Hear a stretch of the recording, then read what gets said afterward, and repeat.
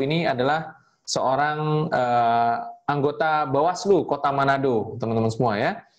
Nah, beliau juga adalah seorang dosen yang sekarang sudah mencapai posisi bronze agensi di Manado.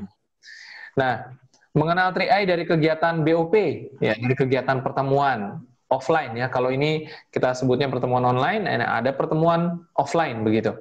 Dan kita akan dengarkan bagaimana sharing beliau mengenai bisnis ini ya, mulai dari bagaimana latar belakangnya sampai dengan perjalanan Pak Taufik Bilfaqih di bisnis ini. Oke, langsung saja kita panggil bronze agensi dari Manado, Pak Taufik Bilfaqih. Kita panggil dengan nama Pak Taufik ya. Selamat sore Pak Taufik. Selamat sore Pak Frans. Ya, baik. Ya. Gimana kabarnya Pak Taufik? Alhamdulillah baik-baik dan sedang disibuk-sibukkan untuk nginput tanggal 18 ini soalnya. Betul sekali. Siap. Ya. Untuk buku teman-teman semua ya, siap-siap habis acara input data selesaikan. Iya. Oke, baik ya, Pak Taufik. Mungkin boleh ceritakan dulu seperti apa sih latar belakang Pak Taufik, kesibukannya dulu sebelum mengenal 3i, Pak. Silakan, Pak. Ya, saya mau menyapa buat teman-teman leader dan juga teman-teman mitra CHR se-Indonesia atau yang menyaksikan Zoom kali ini. Perkenalkan, nama saya Taufik Bilfaqih. Latar belakang saya sebelumnya adalah salah satu pengajar atau dosen di kampus yang ada di Kota Manado. Kemudian saya aktif sebagai komisioner di Badan Pengawas Pemilihan Umum Bawaslu di Kota Manado. Dan tentu aktivitas yang sudah saya lakukan adalah aktivitas yang menjadi kewajiban sebagai warga negara, sebagai penyelenggara negara sekaligus penyelenggara pemilihan umum. Nah, ini menurut saya adalah sebuah kebanggaan status ini. Namun perlu saya informasikan Mbak Frans dan teman-teman bahwa ternyata juga hidup di Indonesia ini perlu punya penghasilan yang optimal. Nah, sebenarnya saya jauh sebelum sebagai dosen dan juga sebagai anggota Bawaslu, aktivitas saya juga ya aktif di kerja-kerja marketing. Saya juga pernah aktif di multi level marketing. Namun perlu saya tegaskan bahwa ternyata saya sempat trauma dengan aktivitas tersebut karena banyak hal yang kemudian mengalami patahan di tengah jalan. Nah, bahkan saya sempat bertobat untuk tidak melakukan aktivitas yang berkaitan dengan mencari-cari orang atau merekrut-rekrut orang. Saya kira justru 3i Network lah yang kemudian membuka kesadaran berpikir saya untuk akhirnya saya kembali terjun di kerja-kerja marketing. Ini ada sesuatu yang dahsyat menurut saya tentang 3i Network. Itu Pak Frans sebagai latar belakang pertama saya untuk saya perkenalkan ke teman-teman leader dan teman-teman mitra yang ada di Zoom kali ini. Baik. Nah, Pak Taufik sendiri bagaimana ceritanya awal pertama kali bisa mengenal 3i ini, Pak? Ya, saya informasikan sekali lagi karena saya adalah penyelenggara pemilu. Jadi pemilu 2019 kemarin, saya melihat ada angka kematian di penyelenggara pemilu ya, hampir 700 orang mulai dari tingkatan KPU sampai dengan Bawaslu, bahkan polisi itu terjadi angka meninggal dunia mereka yang bekerja sebagai penyelenggara pemilu itu cukup tinggi. Tiba masa kemudian saya diperkenalkan oleh leader yang menurut saya luar biasa, top leader di Kota Manado, yaitu Ibu Jurani Rurubua. Kebetulan beliau juga adalah anggota DPR. Ada aktivitas BOP waktu itu. Beliau memperkenalkan tentang asuransi jiwa, dalam hal ini CHR, dan saya berpikir kalau seandainya seluruh penyelenggara pemilu kemarin yang meninggal dunia itu diasuransikan jiwanya, saya kira tentu ada yang punya asuransi, tapi saya kira tidak semua masyarakat atau khususnya yang menjadi penyelenggara pemilu itu punya asuransi jiwa. Jadi saya berpikir kalau seandainya saya masuk di CHR, kemudian terjadi apa-apa dengan saya, maka saya merasa ada proteksi jiwa. Nah, lebih dahsyatnya lagi, ternyata selain soal asuransi jiwanya, ada sistem bisnis yang diperkenalkan itu seperti 3i Network. Nah, saya bilang tadi bahwa saya orang yang trauma dengan kerja-kerja marketing atau merekrut-rekrut orang untuk bekerja di satu bisnis yang berkaitan dengan sistem jaringan. Tapi di 3i Network saya kira sangat luar biasa. Pak Sandi tadi, Pak Sandi udah memaparkan apa yang saya kira itu yang kemudian membuka cakrawala saya gitu. Jadi ini unik. Ada investasinya, ada asuransinya, dan juga ada sistem bisnis yang menurut saya kuat. Nah, kenapa saya bilang kuat? Karena memang background perusahaan ini yang membuat saya secara pribadi akhirnya terketuk. Oh, ini harus saya ikuti. Dan akhirnya karena saya sedikit diperkenalkan lewat BOP waktu itu, saya malah mengejar gitu. Saya sempat di pending lah, artinya leader saya itu memberi waktu sampai dengan 1-2 bulan, baru saya ngejar-ngejar, saya ditantang, bisa nggak mendapatkan 10 sampai dengan 30 mitra pertama untuk bergabung di 3i Network. Ya saya buktikan itu. Saya buktikan akhirnya waktu di BOP, saya pertama gabung, kemudian langsung merekrut ada sekitar puluhan orang yang sudah saya daftarkan sebagai calon untuk disubmit. Itu Pak Frans. Jadi saya gara-gara BOP yang dilakukan di Kota Manado, sekaligus refleksi saya sebagai anggota Bawaslu, mengingat banyak penyelenggara pemilu yang meninggal dunia, saya akhirnya berpikir, saya harus punya asuransi. Karena jujur saya kurang demen dengan yang namanya asuransi jiwa gitu. Saya menganggap ini kegiatan yang seolah-olah kita sudah mendahului. Ternyata pikiran itu salah gitu. Justru CAR selain soal asuransinya yang membuat saya sadar, dan yang kedua juga 3i Network ini ternyata kerja-kerja marketing, kerja-kerja jaringan itu masih banyak hal yang positif. Dan terbukti di 3i Network ini, saya bisa menjalankannya dengan baik. Saya kira itu Pak Frans sebagai informasi. Oke, baik, luar biasa Pak Taufik. Dan pada akhirnya Pak Taufik bergabung, apakah kemudian Pak Taufik menemukan sebuah motivasi baru sehingga Pak Taufik menyikapi serius bisnis ini dan menjalankan sampai bisa naik peringkat demi peringkat, Pak? Apa yang menjadi motivasinya untuk menjalankan bisnis ini?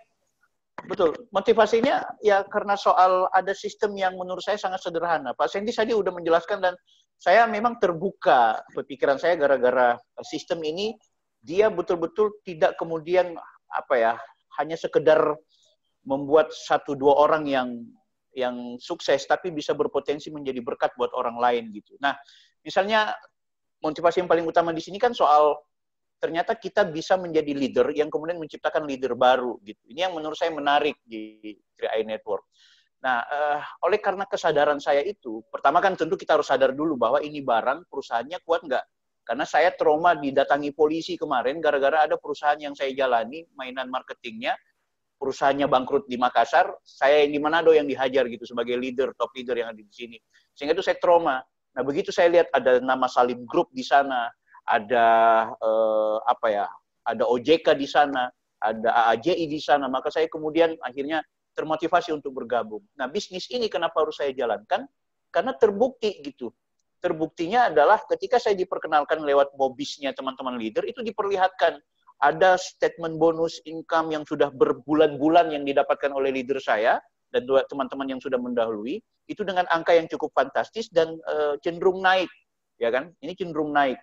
Nah, saya kira ini barang yang bagus. Pertama, CAR-nya dari tahun 75, 3i Network-nya sudah kuat di tahun 2014.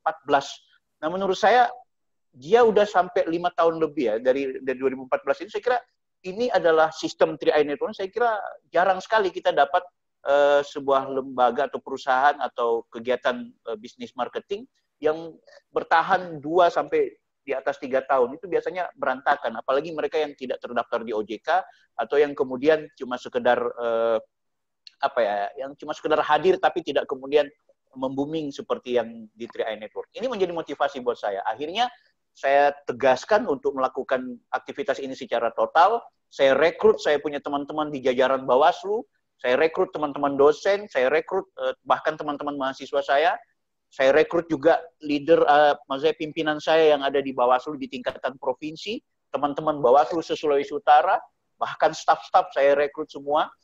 Itu saya bersyukur, alhamdulillah mereka semua tertarik dan banyak closing dan tidak heran dalam waktu 7 hari saya langsung leader agensi. Saya ibarat di Sulawesi Utara atau di Kota Manado, saya mematahkan leader saya, Ibu Jurani Rurubua, beliau 10 hari leader agensi, saya cuma 7 hari.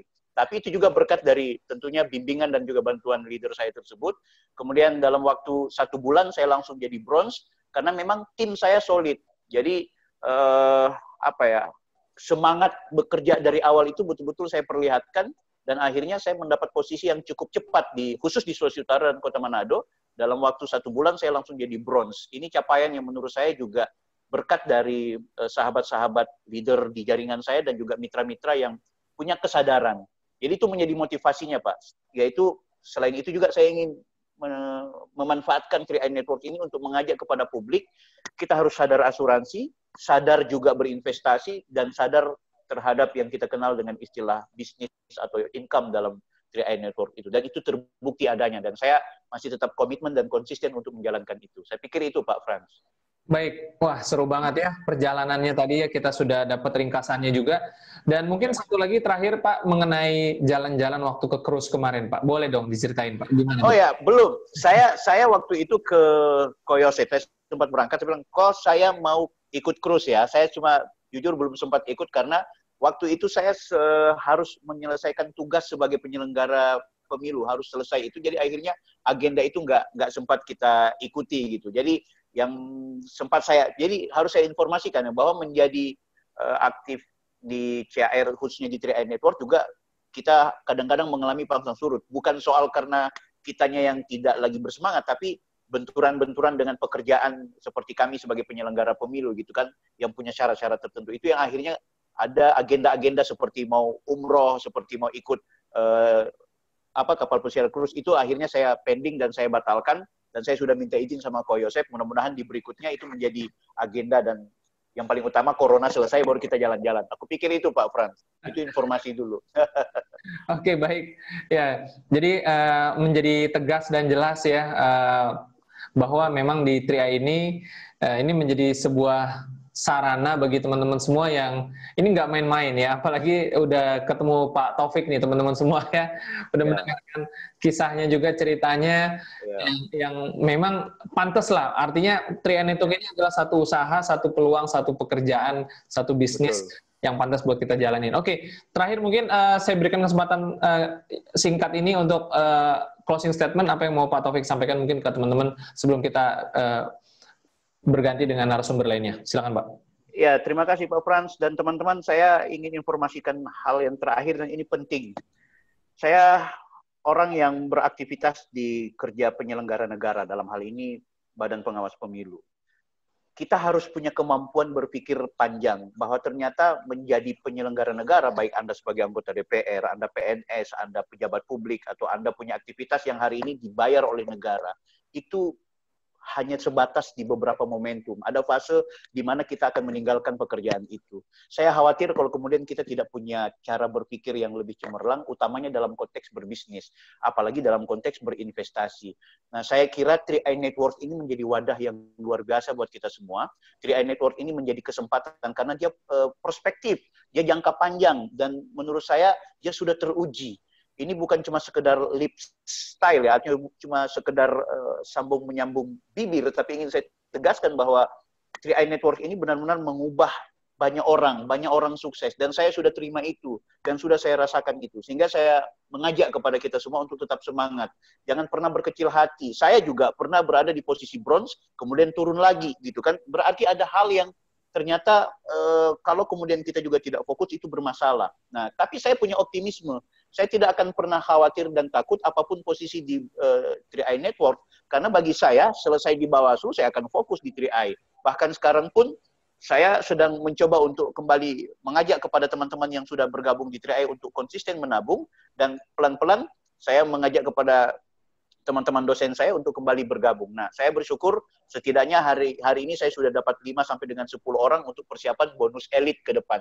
Jadi Bawaslu tetap digaji, menjadi penyelenggara negara juga tetap digaji, tapi tetap mendapat uang hasil dari kerja kita di bisnis 3i Network. Aku pikir ini sangat bagus, dan mari kita sama-sama untuk tetap sukseskan bersama 3i Network. Terima kasih Pak Frans dan teman-teman leader. Assalamualaikum warahmatullahi wabarakatuh, dan selamat sore, sukses semua, go Crown.